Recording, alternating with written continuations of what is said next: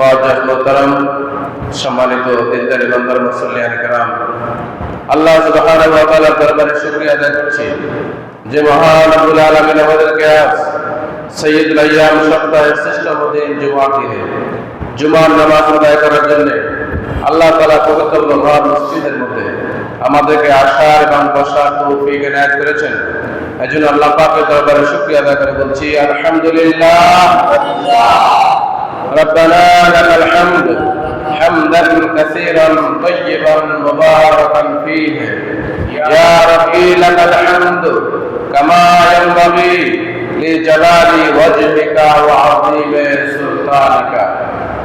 মহান আল্লাহ পাকের জাত ও সিফাতে কুদরতি দরবারে আরো অসংখ্য অগণিত শুকরিয়া আদায় করছি যে মহান রব্বুল আলামিন আমাদেরকে দুনিয়ার সকল কর্মব্যস্ততা থেকে অবসর করে সকল অসার ক্রিয়াকলাপ বাক্যলাপ থেকে বিরত রেখে সুস্থতার সাথে ঈমান ও আমলের সাথে তার মহান হুকুম জুমার নামাজ আদায়ের জন্য আল্লাহ আমাদেরকে কবুল করেছেন। আমরা মসজিদে জনসভা আসতে পেরেছি, এই জন্য আবার শুকরিয়া আদায় করছি আলহামদুলিল্লাহ। লক্ষ কোটি তার চেয়ে বেশি দুরূদ ও সালাম পেশ করছি মানবতার মুক্তির মহানায়ক ও ফাখরে মওজুদাত খাতামুন নবিয়্যিন ইমামুল মুরসালিন रहमतुल लिल आलमीन सरदार दो आलम सरवार कायनात आकाए नमदर ताजर मदीना नूर अला नूर नूर मुजस्सम नूर नबी मुहम्मदुर রাসূলুল্লাহ সাল্লাল্লাহু আলাইহি ওয়াসাল্লামের প্রতি যাকে আজ থেকে ১০০০ বছর আগে আল্লাহ নবীকুলের সম্রাট সৃষ্টিকুলের সম্রাট দো জাহানের বাদশা মুহাম্মদুর রাসূলুল্লাহ সাল্লামকে আমাদের জন্য করুণার এক মূর্ত প্রতীক হিসেবে আমাদেরকে দান করেছেন। আমরা বলছি সাল্লাল্লাহু আলাইহি ওয়াসাল্লাম।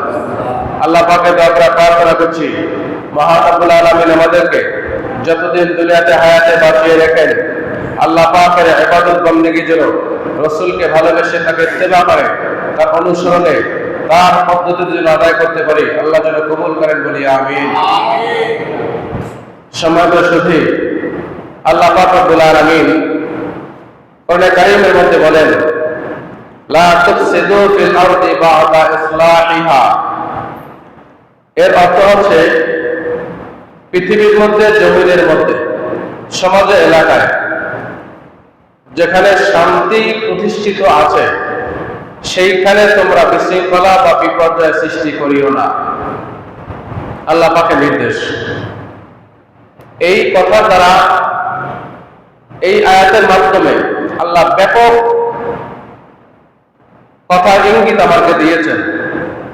আল্লাহ পাক বলেছেন লা তুফসিদু, তোমরা ফাসাদ করবে না, বিপর্যয় করবে না, ফিল আরদি, জমিনে, বা'দা ইসলাহিহা, যেখানে শান্তি প্রতিষ্ঠিত আছে সেখানে। তাহলে ফিল আরদি বলা হয়েছে জমিন। এই জমিনটা পৃথিবী ব্যাপী কোন একটি ভূখণ্ডকে আল্লাহ নির্দিষ্ট করেন নাই। যেহেতু আল্লাহ মানুষ সৃষ্টি করেছেন, মানুষ বসবাস করবে জমিনে, এই জমিনটাকে পৃথিবী বলা হয়। অর্থাৎ পৃথিবীর জমিনে মানুষ বসবাস করবে। এই মানুষের জন্য আল্লাহ কোরআনুল কারীম একটা সংবিধান দিয়েছেন। এই কোরআনের মাধ্যমে কিছু আইন এবং কানুন দিয়েছেন এবং এই কোরআনের মাধ্যমে আমাদেরকে আল্লাহ তাআলা বিধান জানিয়ে দিয়েছেন লা তুফসিদু, বিপর্যয় সৃষ্টি করবে না, সন্ত্রাসী করবে না, বেঈমানি করবে না, মুনাফিকি করবে না, ঝগড়াঝাটি করবে না, অনাচার অবিচার জুলুম করবে না, অনাকাঙ্ক্ষিত ঘটনা ঘটাবে না। এই সবগুলি আল্লাহ এই আয়াতের মাধ্যমে বুঝাচ্ছেন। লা তুফসিদু, আত্মীয়তার সম্পর্ক নষ্ট করবে না, সামাজিক সম্প্রীতি নষ্ট করবে না, পরিবেশ নষ্ট করবে না। এমনকি পরিবেশ বজায় রাখার জন্য আল্লাহ যে নিয়ামত হিসেবে গাছগাছালি দিয়েছেন, এই গাছগুলি কেটে অক্সিজেন নষ্ট করে কার্বন ডাই অক্সাইড বিষ বানাইয়া পরিবেশ দূষণ করিও না। আল্লাহ এটাও বুঝাচ্ছেন এই কথা দ্বারা, যেটা বলুন ঠিক কিনা?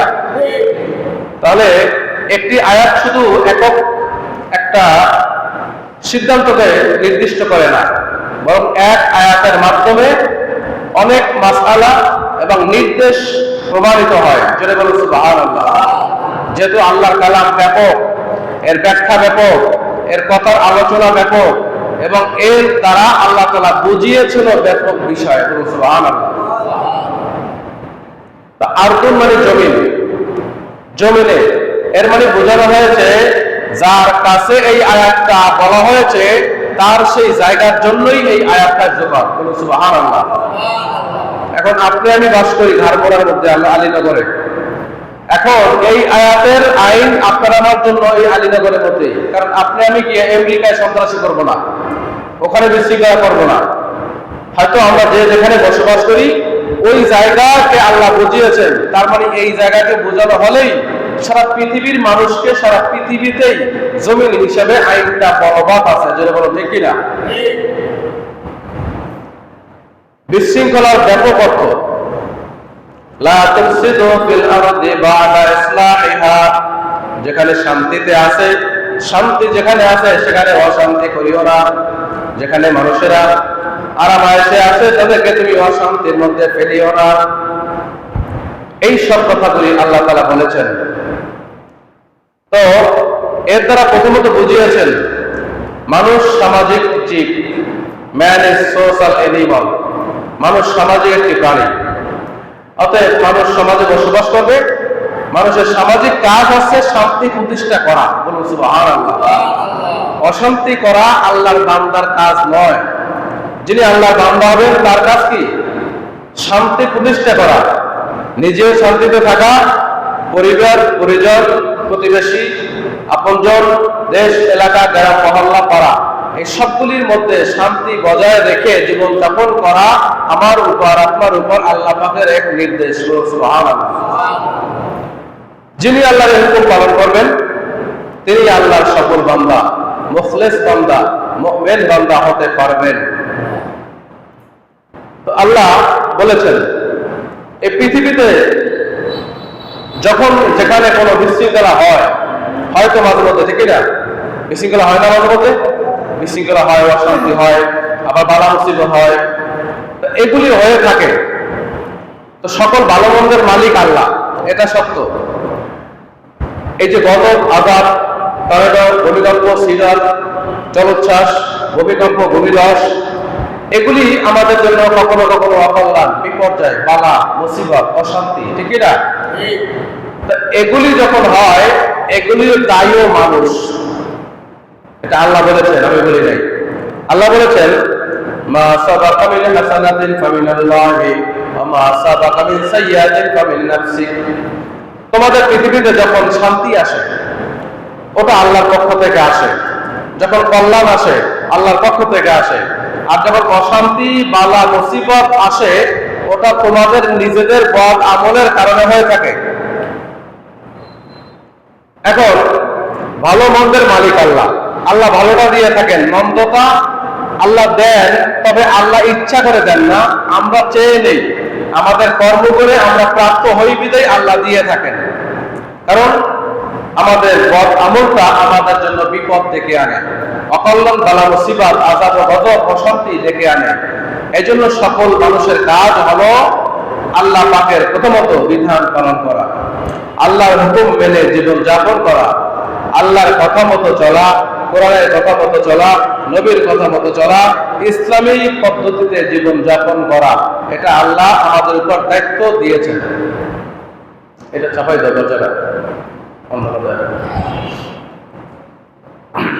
এই জন্য এই পৃথিবীতে আমরা এসেছি, আমরা এমনি এমনি আসি নাই, ইচ্ছা করেও আসি নাই। এসেছি আমরা, কিন্তু আমরা আসি নাই ইচ্ছা করে, এমনি এমনিও আসি নাই। আল্লাহ আমাদেরকে পাঠিয়েছেন, ঠিক কিনা? আল্লাহ পাঠিয়েছেন তাই আমরা এসেছি।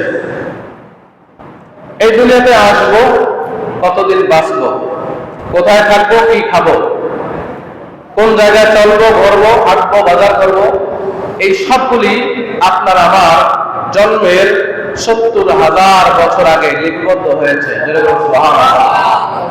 অন্য একটি হাদিসে আছে মানুষ জন্মের ৫০,০০০ বছর আগে তার ভাগ্য লেখা হয়, তার রিজিক লেখা হয়। জোরে বলুন সুবহানাল্লাহ। তার মানে বোঝা গেল পূর্ব পরিকল্পিত ভাবে মহান আল্লাহ তাআলা তার সৃষ্টির সৌন্দর্য পরিকল্পিত ভাবেই পরিচালিত করেন। জোরে বলুন সুবহানাল্লাহ। পৃথিবীতে মানুষ এসেই যেমনে হেমনে চলবে, বিশৃঙ্খলা করবে, এটা আল্লাহ বরদাস্ত করেন না। এই জন্য আল্লাহ তাআলা কিছু নীতিমালা দিয়েছেন, কিছু আইন এবং কানুন দিয়েছেন আমাদের জন্য। আল্লাহ তাআলা কিছু বাধ্যতামূলক বিধান আমাদেরকে পেশ করে জানিয়ে বুঝিয়ে দিয়েছেন এবং বলেছেন, আমার প্রিয় বান্দারা, যেই জায়গার মধ্যে যেই আমলে রেড সিগন্যাল দেওয়া আছে, এগুলো যদি তোমরা পালন করতে পারো, তোমার রবের ইবাদত যদি তোমরা করো এবং তোমার রবের প্রেরিত নবীর আদর্শ যদি অনুসরণ করো, হয়তো আল্লাহ তাআলা তোমাদেরকে মুখলিস বান্দা হিসেবে কবুল করবেন। জোরে বলুন সুবহানাল্লাহ। এজন্য আমি আপনাদের সামনে হাদিস বলেছি, আল্লাহ নবী বলেন, ইন্নামাল আমালু বিন্নিয়াত, সকল কাজের ফলাফলটা নিয়তের উপর নির্ভরশীল। নিয়তটা যার যেমন হবে, কর্মটা তার তেমনই হবে। জোরে বলুন সুবহানাল্লাহ। নিয়তের মধ্যে একটা বরকত আছে। নিয়তটা যদি শুদ্ধ হয়, ভালো হয়, কাজটা ভালো হওয়ার সম্ভাবনা আছে। নিয়তটা যদি সুন্দর হয়, ভালো হয়, ওই কাজের মধ্যে বরকত দান করেন আল্লাহ।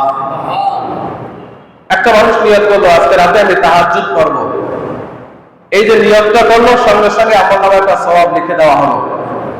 এরপর যেহেতু নিয়তের গুণে বরকত, সে নিয়তটা করছে ভালো কাজের, অতএব ওই ভালো কাজটা করার জন্য আল্লাহর পক্ষ থেকে, আল্লাহ রহমতের পদ্ধতিতে বান্দার জন্য সহজ করে দেয়। যেটা বলে সুবহানাল্লাহ। যদি বান্দা নিয়ত না করতো, ওই কাজটা তার জন্য সহজ হইতো না। নিয়ত যেহেতু ভালো করেছেন, নিয়তের মালিককে, ইন্নাল্লাহা বিযাতিস সুদূর, আমি কি নিয়ত করেছি অন্তরটা কে জানেন? আল্লাহ জানেন। এখন আল্লাহ যেহেতু জানেন, তখন তিনি মনে করেন আমার বান্দা তো নিয়তটা করেছে, অতএব এই নিয়তের কাজটা যেন সফল হয়, এজন্য আল্লাহ বান্দার প্রতি রহমত দান করেন। তাহলে নিয়ত দরকার আছে না নাই? নিয়ত দরকার আছে। নিয়ত করলেই বরকত। অতএব নিয়ত করলে একদিন না একদিন আল্লাহ তাআলা তার ওই কাজটার মধ্যে বরকত দিয়ে সফলতা দিতে পারেন, ঠিক কিনা? এই জন্য নিয়ত যার যেরকম, ফলাফল তার সেরকম হবে। এই পৃথিবী সৃষ্ট জীবের জন্য, আর এই সৃষ্ট জীবের মধ্যে সর্বশ্রেষ্ঠ জীব আল্লাহর পক্ষ থেকে নির্ধারিত মানুষকে আল্লাহ নির্বাচন করেছেন। সুবহানাল্লাহ। মানুষ বসবাস করবে, মারামারি করবে না, হাঁটাহাঁটি করবে না, হট্টগোল করবে না, কাটাকাটি করবে না, সন্ত্রাসী করবে না, বিশৃঙ্খলা করবে না, জমিনের মধ্যে শান্তশিষ্ট চলবে, পরিবেশ বজায় রাখবে, আল্লাহর হুকুম মেনে চলবে, আর শান্তি প্রতিষ্ঠা করে মানুষেরা বসবাস করবে, এটাই আল্লাহর নির্দেশ। কিন্তু মানুষ দেখা যায় আল্লাহ পাকের আদেশ নির্দেশকে অমান্য করে, বিশৃঙ্খলা করে, পৃথিবীকে অশান্তি করে, মানুষের দুর্ভোগ তৈরি করে, মানুষের মধ্যে প্রেসারি তৈরি করে, জীবন যাপন করে। ওই জন্য ওই বান্দার প্রতি আল্লাহর কোনো রহমত থাকে না, আল্লাহর গজব তার জন্য অনিবার্য হয়ে যায়, আর তার জন্য তার সেই সফলতার জায়গার দরজাগুলি আল্লাহ বন্ধ করে দেয়। আল্লাহ পাক রব্বুল আলামিন বলেন, খাতামাল্লাহু আলা কুলুবিহিম, আল্লাহ ওই বান্দার অন্তরকে মোহর মেরে দেয়, যে ভালো কাজ থেকে দূরে চলে যায়, যে অন্যায় কাজের মধ্যে লিপ্ত হয়ে যায়, বিশৃঙ্খলা, অসামাজিক কর্মকাণ্ড, সন্ত্রাসী কর্মকাণ্ড, হানাহানি, মারামারি, কাটাকাটি, এই সব কাজগুলি যখন দুনিয়ার মধ্যে চালিয়ে যায়, অশান্তি পেরেশানি বেড়ে যায়, মানুষ তার পূজার থেকে মুখ ফিরিয়ে নেয়, মানুষের কাছে তিনি নিকৃষ্ট মানুষ হয়ে যায়। আল্লাহ পাক রব্বুল আলামিন বলেন, আমার মানুষকে যারা অশান্তি সৃষ্টি করে, পরিবেশ নষ্ট করে, আল্লাহ পাক রব্বুল আলামিন বলেন, তোমার জন্য আমার কোনো রহমত নাই, কারণ তুমি রহমত থেকে দূরে চলে গেছো। অতএব আল্লাহ বলেছেন, ওয়ালা তাকনাতু মির রাহমাতিল্লাহ, তোমরা আমার রহমত থেকে দূরে যেও না। আল্লাহ বলেছেন, আমার রহমতের ছায়া করে তোমরা চলে এসো, রহমত থেকে দূরে যেও না। কারণ এই পৃথিবীতে তুমি লাগামহীন ভাবে চলবে, একদিন তোমার লাগাম টেনে আমি ধরবো, সেই দিন আর লাগামহীন চলার সুযোগ তোমার থাকবে না, তোমার সেই বিশৃঙ্খলা অন্যায় সুযোগ আর হবে না। তখন তোমার সেই অপকর্মের পুঙ্খানুপুঙ্খরূপে তোমাকে প্রতিদান হাতে তুলে দেওয়া হবে। এই জন্য আল্লাহ পাক বলেছেন, লিয়াউমিন আযীম, একটা মহাদিবস কিয়ামত তোমাদের সামনে আছে, যেই দিবসে তোমাদেরকে হাজির করে তোমাদের পাপ পুণ্যের হিসাব সঠিকভাবে করে তোমাদের প্রাপ্য তোমাদের হাতে বুঝিয়ে দেওয়া হবে। তারাই সফল যারা তার হায়াতে জিন্দেগিতে নেক আমল করে আল্লাহর কাছে যেতে পারবে। জোরে বলুন সুবহানাল্লাহ। দেখা যায় মানুষ কার কতটুকু ক্ষতি কে করবে এই চিন্তায় অনেক ব্যস্ত। অনেক মানুষকে দেখা যায় বিশৃঙ্খলা পরিবেশ নষ্ট করে, আল্লাহর আইন লালন, রসুলের হুকুম অশান্তি, রসুলের হুকুম অমান্য করে, অশান্তি সৃষ্টি করে, দুনিয়ার মধ্যে বিপর্যয় পদ্ধতি জীবন করে। এদেরকে কোরআনের ভাষায় বলা হয়েছে সন্ত্রাস। অকুনতু মিনাল মুফসিদিন, আল্লাহ বলেন তোমরা তো ফাসাদ সৃষ্টিকারী ছিলা, অশান্তি সৃষ্টিকারী ছিলা, অতএব তোমাদের জন্য আজ আমার পক্ষ থেকে কোনো সাহায্য নাই। আল্লাহ পাক বলবেন কিয়ামতের ময়দানে। সেজন্য সকল মানুষকে আল্লাহ তাআলা বলেছেন যে হে মানুষ, ইয়া আইয়ুহাল্লাযীনা আমানু তাকুল্লাহ, হে ঈমানদারগণ তোমরা আল্লাহকে ভয় করো। আকুনু মা'আস সাদিকিন, সত্যবাদীদের সাথী হও, সত্যবাদীদেরকে অনুসরণ করো, সত্যবাদীদের কথা শ্রবণ করো, সত্যবাদীদের কথা শুনে জীবন যাপন করো। সুবহানাল্লাহ। এর মানে হলো ভালো কথা শুনতে হবে, ভালো কাজ করতে হবে, ভালো লোকদের সাথে বসতে হবে, ভালো লোকদের সাথে থেকে চলাফেরা করে আদর্শ অনুসরণ করে জান্নাতি হওয়ার পথে চলার জন্য আল্লাহ পাক মানুষকে তাগিদ দিয়েছেন। কারণ কোন মানুষ কিছু জানার জন্য তাকে আরেকজনের কাছে যেতে হয়। এই জন্য আল্লাহ তাআলা বলেছেন তুমি ইসলাম জানো না, তুমি সঠিক জানো না, তুমি জান্নাতের পথ কোনটা জানো না, অতএব জানার জন্য যারা জানে তাদের কাছে যাও। যদি বলুন ঠিক কিনা? আল্লাহ পাক বলেন হাল ইয়াস্তাউল্লাযীনা ইয়ালামুনা ওয়াল্লাযীনা লা ইয়ালামুন, নিশ্চয় যারা জানে আর যারা জানে না তারা দুইজন সমান নহে। নিশ্চয় যারা জানে তাদের কাছে অজানা মানুষদের যাওয়ার জন্য আল্লাহ তাগিদ দিয়েছেন। বলুন সুবহানাল্লাহ। আপনার বাসায় তরকারি নাই, আপনার বাসায় বাজার নাই, এই বাজার তরকারি নিতে হলে যেখানে আছে সেখানে যেতে হবে নাকি? তার মানে দোকানে যেতে হবে। দোকানে গেলে আপনার বাসায় যে জিনিসটা নাই ওটা যেখানে আছে দোকানে সেখান থেকে নিয়ে যেতে হবে। আপনার সিনার মধ্যে এলেম নাই, আপনার জেহেনের মধ্যে এলেম নাই, আপনার এই এলেম নেওয়ার জন্য যার কাছে এলেম আছে তার কাছে যেতে হবে। সহজ কথা, ঠিক কিনা? আল্লাহ এটাই বলেছেন আকুনু মা'আস সাদিকিন, সত্যবাদীদের সাথী হও। তার মানে কি?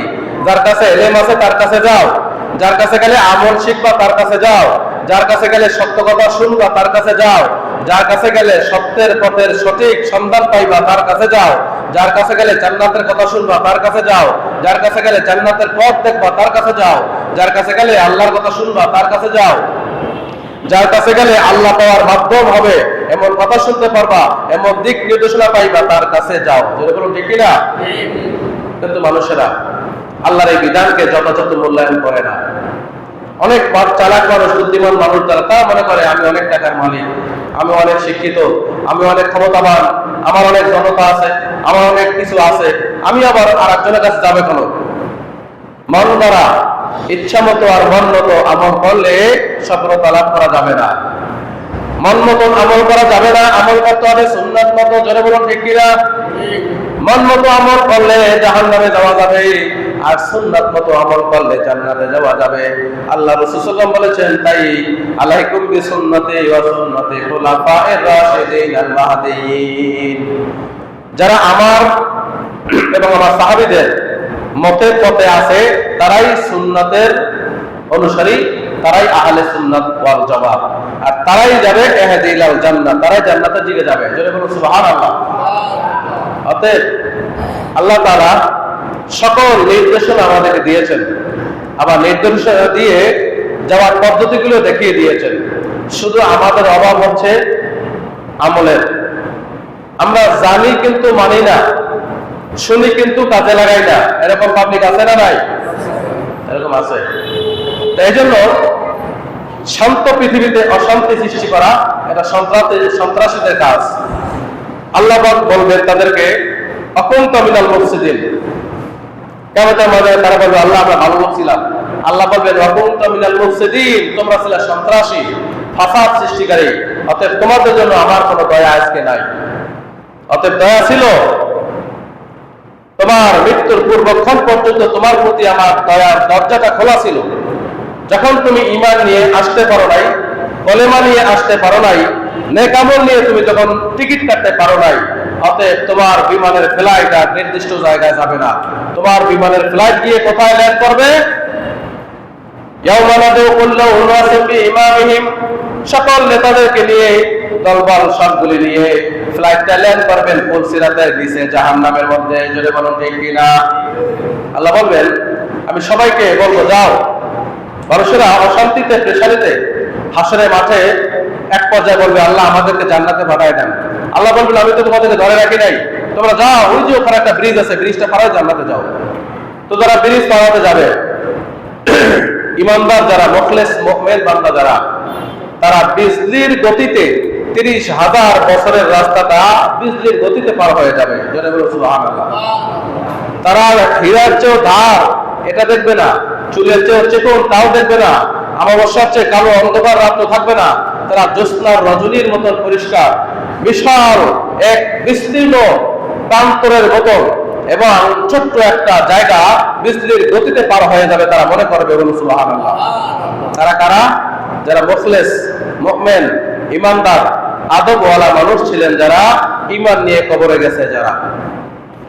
আর যারা জানেন, ফাসাদ সৃষ্টিকারী, অশান্তি সৃষ্টিকারী, পরিবেশ নষ্টকারী, বেঈমান, মুনাফিক, চাটুকার, বদমাইশ, এই মানুষগুলি যখন পুলের কাছে যাবে, যাইতে যাইতেই কাম সারা। আল্লাহ পাক বলেন, তারা যখন পুলের দিকে রওনা করবে, পুল মানে ব্রিজের দিকে, তখন তাদের চতুর্দিকে এমন ঘোর কালো অন্ধকার দেখা দেবে, হাঁটার মতন পথ তারা খুঁজে পাবে না।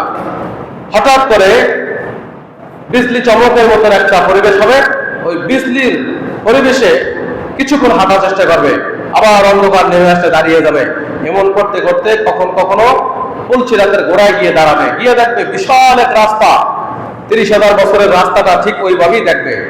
আবার দেখবে এত চিকন, চুলের চেয়েও চিকন একটা ব্রিজ, আবার কোনো ধরনই নাই, আবার হাত পা রাখার আগে কেটে চৌচির হয়ে যায়, হীরার চেয়েও ধার। তখন তারা কেটে, জাহান্নামীরা সেই চুলের উপর, ব্রিজের উপর ওঠার সঙ্গে সঙ্গে কেটে টুকরো টুকরো হয়ে নিচে ধাউ ধাউ করে জ্বলা জাহান্নামের আগুনের মধ্যে পড়ে যাবে। অতএব তাদের গতি সেখানেই সমাপ্তি হয়ে যাবে। আল্লাহ পাক এটাই বলছেন, ইমানদার মুখলেস বান্দা যারা বিচারের কাঠগড়ায় হাসরের মাঠে বিচার শেষে তারা তাদের আমল নামাটা তাদের হাতে দিয়ে দেওয়া হবে। আমল নামা মানে তাদের সনদপত্র। আমলের নামা মানে ওকালতনামা পায় না? আমাদের জেলের থেকে লোকজন জামিনে মুক্তি পেলে তাকে ওকালতনামা পায়।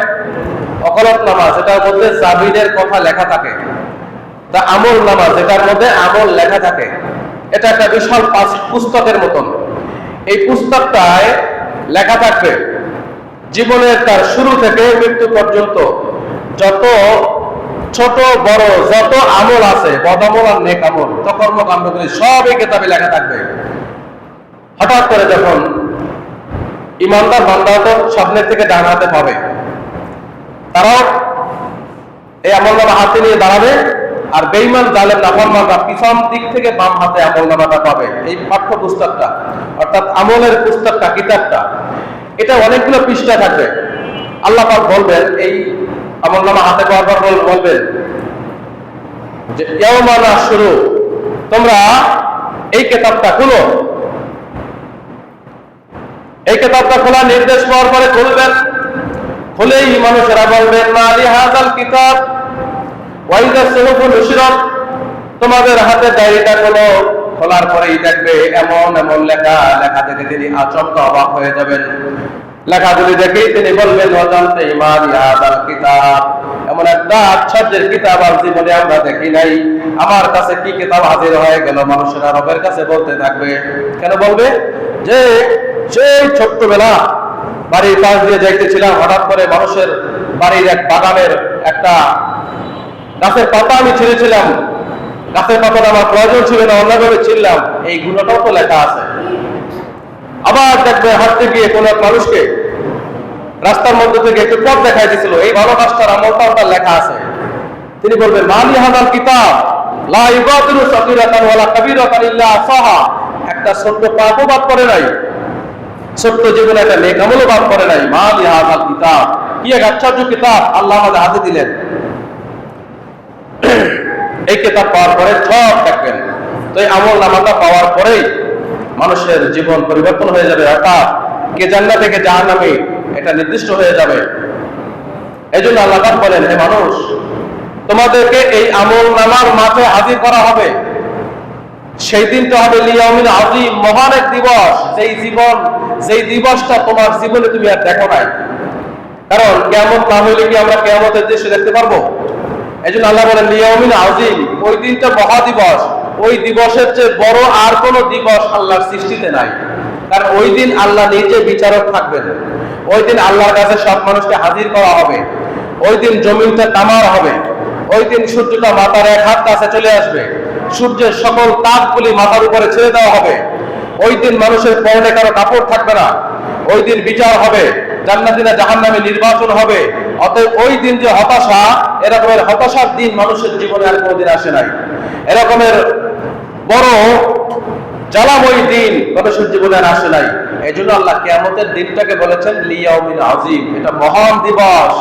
যেই দিবসের চেয়ে আশ্চর্যের দিবস তোমরা দেখো নাই, যেই দিবসের চেয়ে অশান্তির দিবস তোমরা দেখো নাই, যেই দিবসের চেয়ে এমন ভয়ঙ্কর দিবস তোমরা দেখো নাই, যেই দিবসের চেয়ে বড় দিন তোমরা দেখো নাই। কারণ 50,000 বছরের সমান হবে একদিন।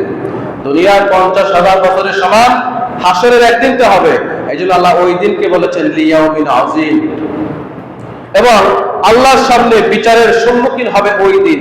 এর আগে মানুষ কখনো আল্লাহর সামনে বিচারের জন্য দাঁড়ায় নাই। এই জন্য আল্লাহ ওই দিনটাকে আযীম বলেছেন, লিয়াউমিন আযীম। সেই দিনটা আমাদের সবার সামনে। অতএব ওই দিন সামনে রেখে আল্লাহ দুনিয়ার মানুষকে বুঝাচ্ছেন, এই পৃথিবীতে যদি শান্তি যেখানে আছে তোমরা সেখানে অশান্তি সৃষ্টি করিও না। তার মানে চুরি করে অশান্তি করিও না, ডাকাতি করে অশান্তি করিও না, সন্ত্রাসী করে অশান্তি করিও না, মারামারি করে অশান্তি করিও না, ওজনে কম বেশি দিয়ে অশান্তি করিও না, খাদ্যে ভেজাল দিয়ে অশান্তি করিও না, আপন জনদের মধ্যে সম্পত্তি বন্টন নিয়ে ভেজাল করিও না, এটাও একটা অশান্তি। এরকম করে খাদ্যের সকল মান গুণাগুণ নষ্ট করে অশান্তি সৃষ্টি করিও না, এরকম ঝগড়াঝাটি করে অশান্তি সৃষ্টি করিও না। তার মানে হচ্ছে যেখানেই যে আল্লাহর বিধান মেনে চলার কথা, আল্লাহর বিধান অমান্য করে জীবন যাপন করিও না। লা তুফসিদু ফিল আরদি বা'দা ইসলাহিহা, শান্তি প্রতিষ্ঠার জায়গায় অশান্তি সৃষ্টি করিও না। কারণ ইন্নাল্লাহা লা ইউহিব্বুল মুসরিফিন, আল্লাহ ফাসাদ সৃষ্টিকারী, আল্লাহ অশান্তি সৃষ্টিকারী, সন্ত্রাস জালেমকে ভালোবাসেন না। এই জন্য আসুন ভাইরা, দুনিয়ার সময় আমাদের তো বেশি নাই, অল্প সময়ের জীবনটা আপনার আমার কাছে আছে। এই সময়টা এটা ড্রিঙ্ক অ্যান্ড প্রিমেরি খাইয়া দাইয়া করতে করে শান্তি করে কোনো লাভ নাই যদি আমার পরকালটা নষ্ট হয়ে যায়, ঠিক কিনা?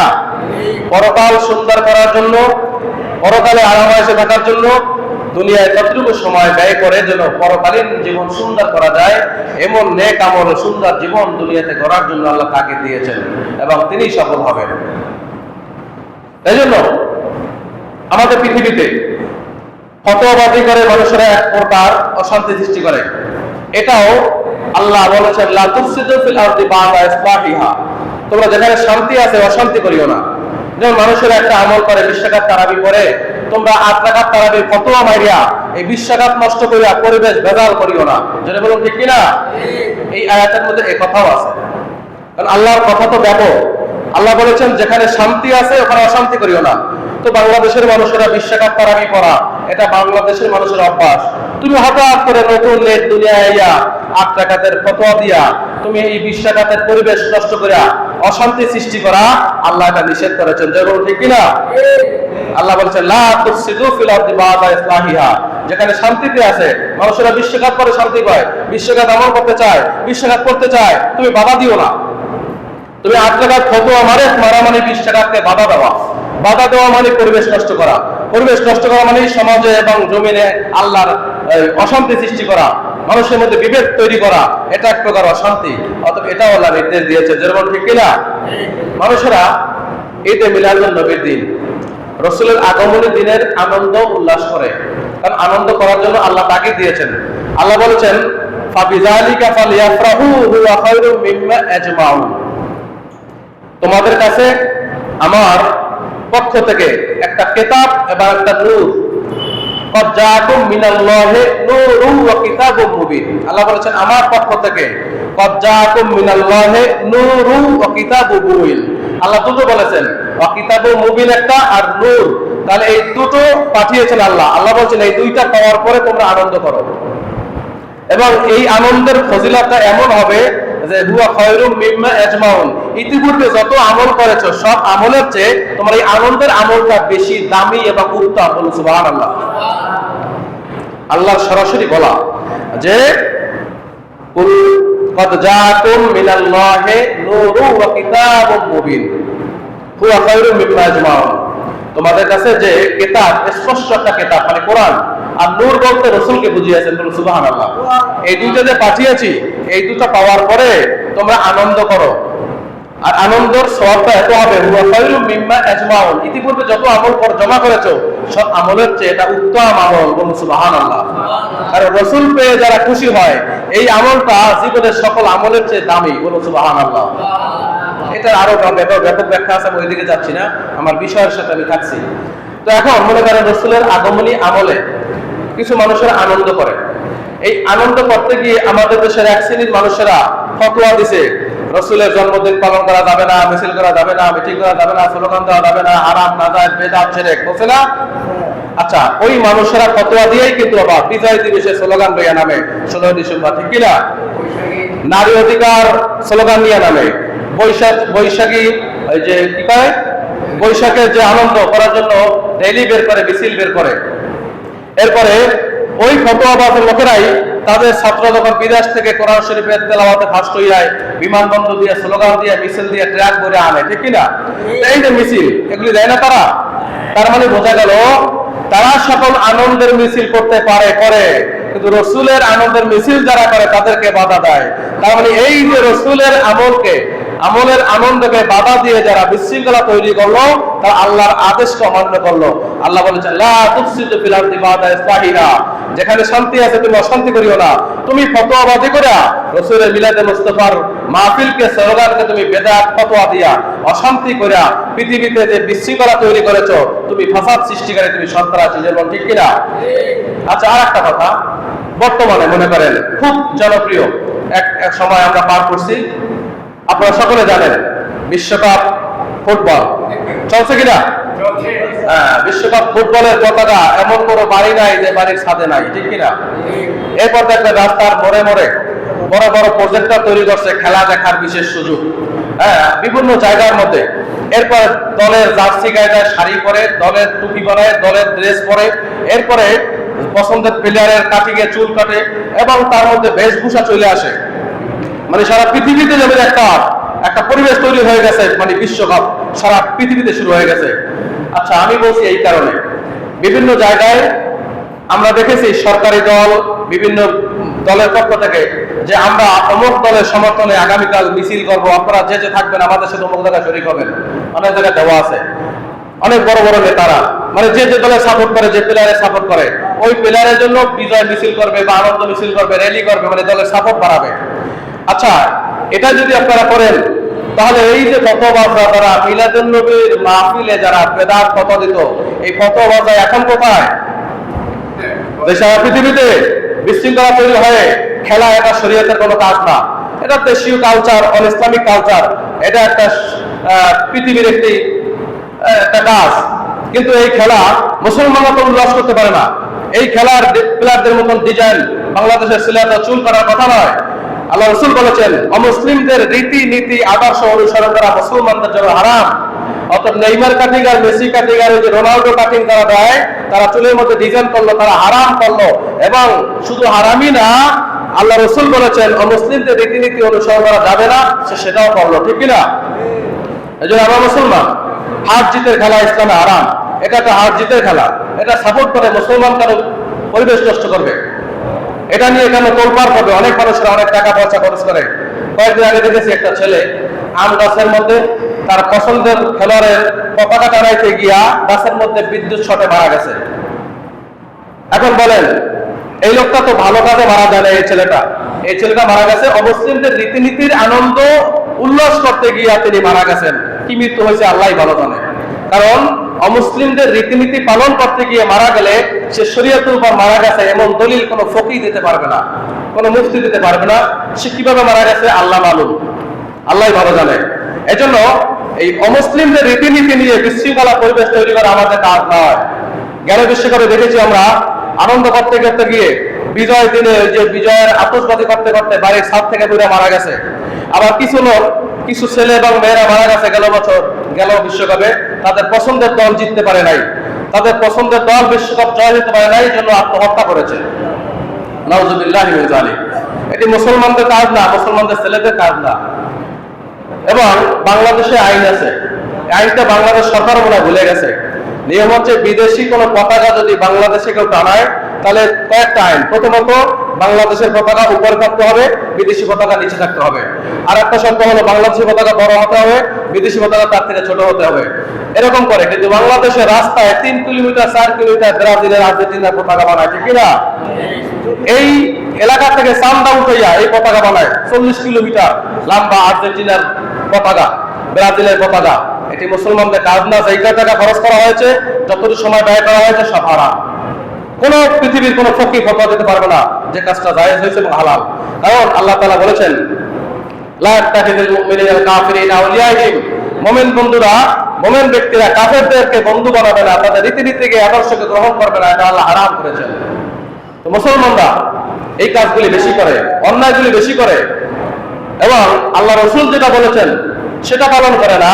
তার খেলোয়াড়, তার আদর্শের লোক, তার দলের লোক যেটা করে, তার নেতা যেটা করে সেটাই পালন করে, ঠিক কিনা? কোন দলের নেতারা বলে না যে আল্লাহ এবং রসুলের নীতি আদর্শ মতো দেশ চালাবো। কেউ বলে যে আমার বাবার আদর্শ মতো, কেউ বলে আমার দাদার আদর্শ মতো, কেউ বলে আমার দলের নেতার আদর্শ মতো, কেউ বলে আমার প্রধানমন্ত্রীর আদর্শ মতো, আমার দলের লিডারের আদর্শ মতো। এগুলো বলে কিনা?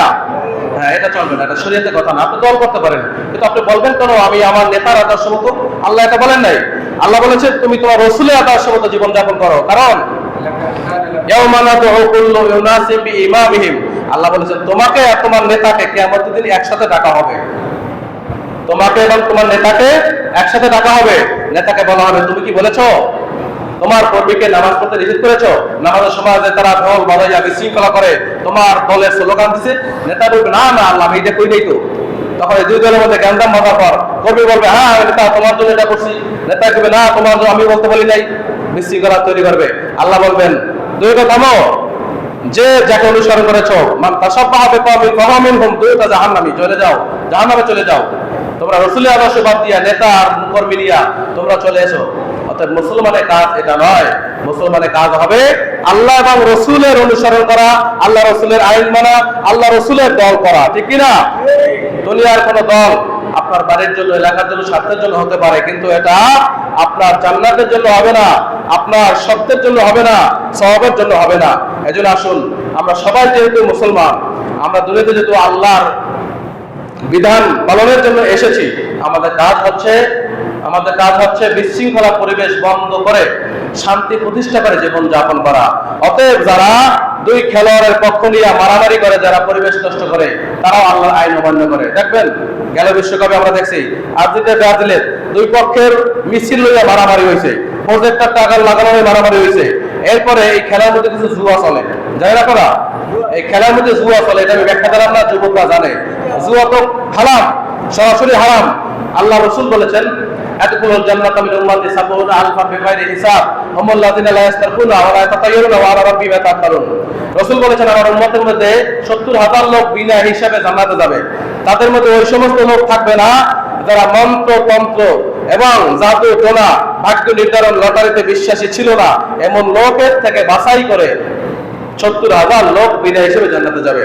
তাহলে এই যে বিশৃঙ্খলা, মারামারি, কাটাকাটি, যে দল করতে গিয়ে জীবন যাবে, মারামারি হবে, জ্ঞানদান সৃষ্টি হবে, পরিবেশ নষ্ট হবে, অর্থ লস হবে, এতে কোনো লাভ নাই, সফলতা নাই, এতে আছে ওয়াকাল্লান বালা মুসিবত। আল্লাহ বলেছেন বালা মুসিবতটা যদি আসে এটা তোমাদের বদ আমলের কারণে হয়ে থাকে। মা আসাবাকা মিন হাসানাতিন ফামিনাল্লাহ ওয়া মা আসাবাকা মিন সাইয়্যাতিন মিন নাফসিক। ওয়াকাল্লান বালা মুসিবত এটা তোমাদের কারণে হয়, আর রহমত আমার পক্ষ থেকে হয়। আসল যতগুলি কথা বললাম, আল্লাহ পাক রব্বুল আলামিন আমাদেরকে আল্লাহ পাকের খাঁটি বান্দা, রাসূলের আশিক উম্মত হিসেবে কবুল করেন বলি আমিন। এবং আমরা যেন আল্লাহ পাকের ইবাদত বন্দেগী করে জান্নাতে হতে পারি, রাসূলের খাঁটি আশিক উম্মত হতে পারি। আল্লাহ যেন সেই তৌফিক আমাদের সকলকে এনায়েত করেন বলি আমিন।